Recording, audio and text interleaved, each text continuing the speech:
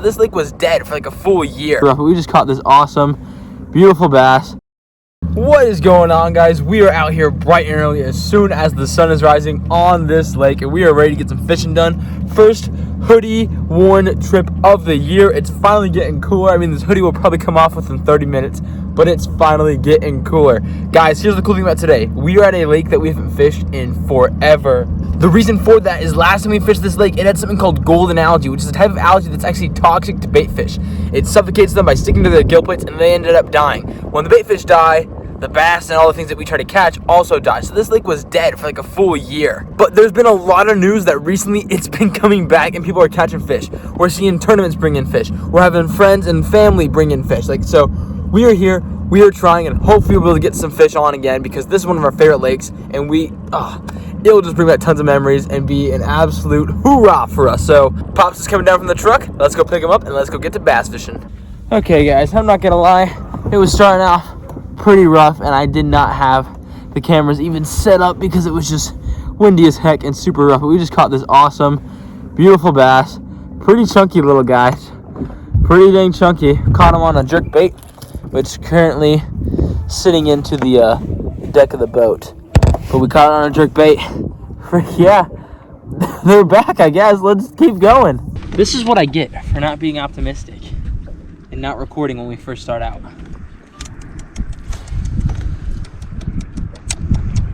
First time I've ever thrown this jerk bait too. It's at this lake. It's kind of funny. I was sitting there, I was like, oh, I just hit something. I thought I'd hit a rock because like nothing stuck. Like nothing stuck. Nothing stuck. Yeah, but it got stuck, and I was like, oh geez, you know, must have hit a rock or something. And like let it pause, just so I can get that nice little recoil hit off sort of thing. And yeah, it then all of a sudden walloped into a fish. I was like, oh, that's not, oh, hey, that might have just been something too.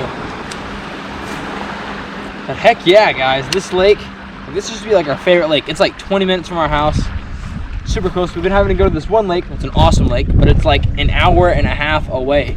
So it's been a pretty big voyage there and back, and it's kind of just, I don't know, it's kind of just sucked.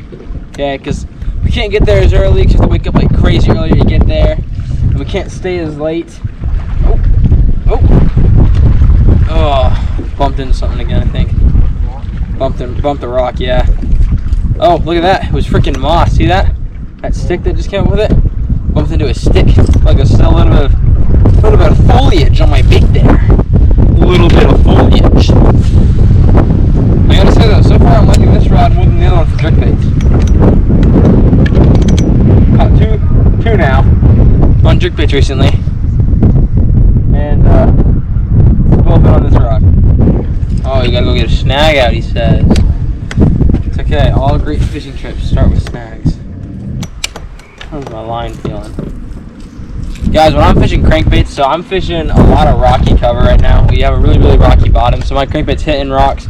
Therefore, my line's also hitting rocks occasionally, so I'm checking my line constantly, because it will be very, very depressing if I lose my new favorite jerkbait to my line being all damaged and me not checking it good enough, and then it breaking off on some Mondo fish that we're obviously going to catch by the end of this trip. Hey, I'm just stoked that they're back, dude. For so long, we've been like, everyone's like, yeah, I caught a couple at Saguaro. We haven't believed them because, yeah, it's had golden algae. It's been dead. This little guy's got it right. That's a little vulture sitting on a rock. It's pretty dang windy outside. He's like totally resting.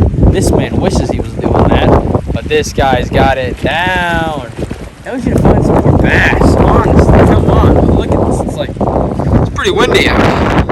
Okay, the wind's not relenting, but I'm jigged up, ready to go. What would be ideal is we think we're snagged, and then also start swimming away.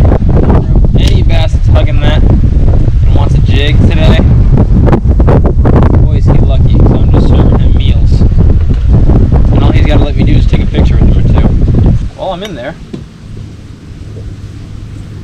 We're just in the couple, that we're good. And of course, you know, Pops just had to show me up. And he got another one on a jerk that's a lot fatter than mine. That is a healthy and plump bass. Look at that thing. Holy cow. That is a plump, healthy bass, Dad. Way to go. Saltwater jerkbait, guys. Check that bad boy out. Look at that. Plumpy, plumpy, let's get him in the live well. In the live well, you shall go in hopes of catching another toad. They're feisty today. Okay, anyway, we're in some super deep cover. Dad's throwing a jerkbait. I'm gonna throw on some really heavy jig. We're trying to get some big bass on this. I think this might be the key here. At least the wind's not here anymore. If you guys can't tell, we're at a new spot. We changed up again. These bass are becoming quite difficult to put any sort of pattern on them. Only pattern that we have, where you saw on the fish finder. So far, the only sort of pattern we have is that they're eating, well, somewhat eating deep diving jerkbaits. We just saw a lot of good marks right here on this shoreline, so we're gonna give it a few casts with some soft plastics and maybe go back over it with some cranks.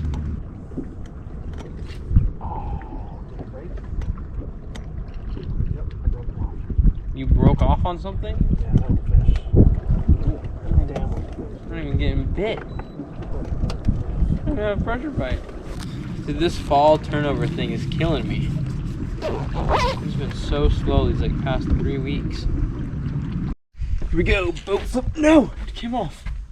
Oh, my tree pounder. It was just a tree. It's kind of depressing. You know, we've been busting out the big old trout swim baits, guys, trying to catch anything big. I have an idea that I'm considering about just let Dad try to catch some normal sized fish and fill the video with content because he's a pretty reliable asset, and I might just trophy bass fish all day.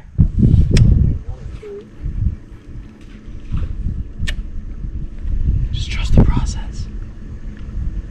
In a minute, so we're just gonna go meet this thing. Look, it looks like a trout. Look like a trout-like. I'm just keeping the mouth.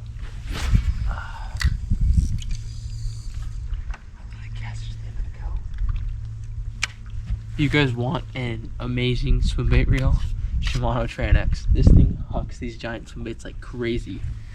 The reason why I'm talking a little bit quieter right now is because, like I said, we're kind of trying to get into bigger bass, and bigger bass know certain sounds that they affiliate with humans. They get big for a reason. So just trying to keep the sound level down a little bit. I'm about to go scoop. Are you kidding me?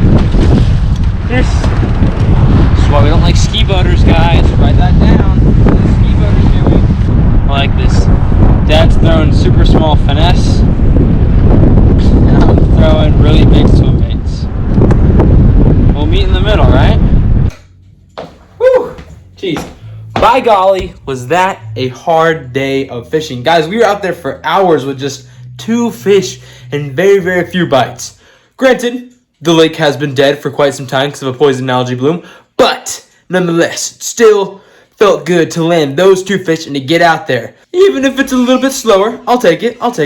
Either way, I just want to say thank you guys so much for watching. I super appreciate it. Make sure you go check out Follow the Action Apparel. It's some of the best apparel. This is their Smalley Strike Hat, my personal favorite of their stuff. You can get it all for 20% off with the code UNREAL. That code and that link will be down in the description. Guys, it may be rough right now, but hopefully some big fish and some awesome adventures are coming soon. So to tight lines, happy fishing, y'all.